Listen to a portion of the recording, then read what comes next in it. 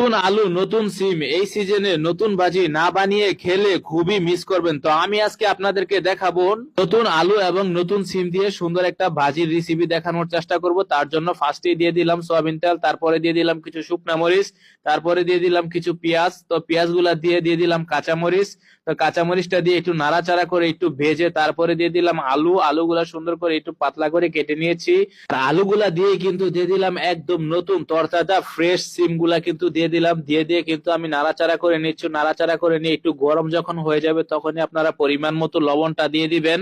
লবণটা দিয়েই কিন্তু দিয়ে দিব হলুদ, এখানে 2 চামচের মতো হলুদ আমি দিয়ে দিলাম। আর হলুদটা দিয়েই কিন্তু সবজিটা ভালো করে মিক্স করে নিতে হবে যাতে করে কালারটা সুন্দরভাবে মিক্সচার হয়ে যায়। তো এবারে কিন্তু আমি আস্তে আস্তে মিক্স করে নিচ্ছি। আর এখন আমি প্রায় 10 থেকে 15 মিনিটের মতো সবজিটাকে ভালো করে জাল দিয়ে নিব যাতে করে সবজির ভিতরে যে পানিটা আছে সে পানিটা শুকিয়ে যায়। তো পানিটা আমার শুকানো হয়ে গিয়েছে। তো এবারে সবজিটাকে আমি দম দিয়ে দিব। তো আমি এখানে 10 থেকে 15 মিনিটের জন্য দম দিয়ে দিলাম।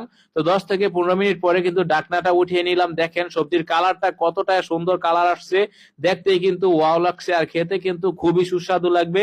বন্ধুরা চাইলে কিন্তু আপনারা সিম ভাজিটা এভাবে বাসায় খুব সহজেই তৈরি করে খেতে পারেন। কিছু ধনিয়া পাতা দিয়ে দিলাম আর কিছু জিরার ফাঁকি দিয়ে দিলাম। জিরার ফাঁকিটা দিয়ে একটু নাড়াচাড়া করে কিন্তু প্লেটে উঠিয়ে নিলাম। দেখেন কালারটা কতটা সুন্দর আসছে। তো ভিডিওটা ভালো লাগলে অবশ্যই শেয়ার করে দিবেন। সবাইকে অনেক ধন্যবাদ।